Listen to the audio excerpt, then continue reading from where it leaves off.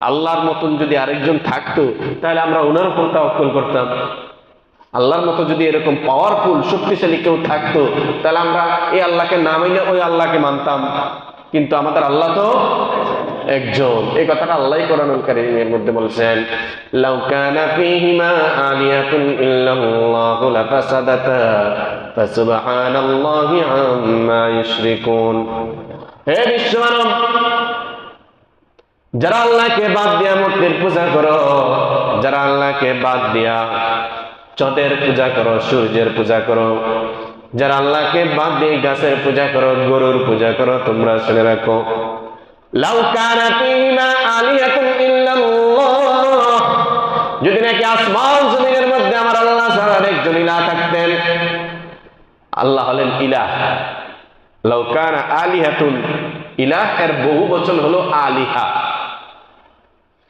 আল্লাহ রাব্বুল আলামিন বলেন, আসমান জমিনের মধ্যে আমি আল্লাহ ছাড়া যদি আরেকজন রব থাকতো, আরেকজন ইলাহ থাকতো, ইবাদতের উপযুক্ত যদি আরেকজন থাকতেন, লাফাসাদাতা, তাহলে নিশ্চয়ই সেই জমিনের মধ্যে, আসমানের মধ্যে, পৃথিবীর মধ্যে মারামারি হইতো। হইতো না? লাফাসাদাতা, ফিতনা ফাসাদ সৃষ্টি হইতো। আল্লাহ আদেশ করতেন, সূর্য তুমি উঠো পূর্ব দিকে।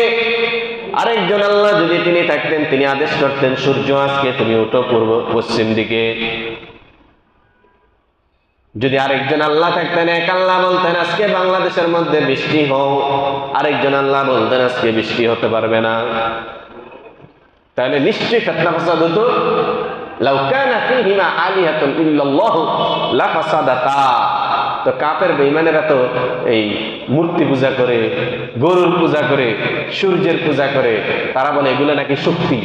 আল্লাহ বলেন, এগুলো যদি এরকম হইতো আমার মতো, তাহলে তো জমিনের মধ্যে ক্ষণে ক্ষণেই মারামারি হইতো।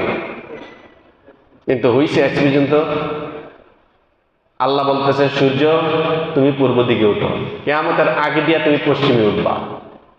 আজ পর্যন্ত কেউ সূর্যটাকে, যত প্রতাপশালী একেবারে নমরুদ, ফেরাউন, বর্তমান পৃথিবীর রাষ্ট্রপতি, এদের তো কোনো বেইলি নেই। ফেরাউনের কাছে শক্তির দিক থেকে এগুলোর কোনো পাত্তা আছে? এই ট্রাম্পের, পুতিনের, এগুলোর কোনো পাত্তা আছে? মোদির কোনো পাত্তা আছে? কোনো পাত্তাই নেই। ফেরাউনের শক্তি সম্পর্কে ওরা জানে না। আরে ফেরাউনের যে হায়াত পাইছে, আপনি একটা দেশে প্রভাব খাটাইতে হইলে আপনি দীর্ঘমেয়াদী আপনার হায়াত তো লাগবে। 10 বছর 20 বছর, আপনি 5 বছরের ক্ষমতা মাত্র পান, তা আপনি দেশ কি শাসন করবেন? আর ওরা এক একজন দেশ শাসন করছে শত শত বৎসর।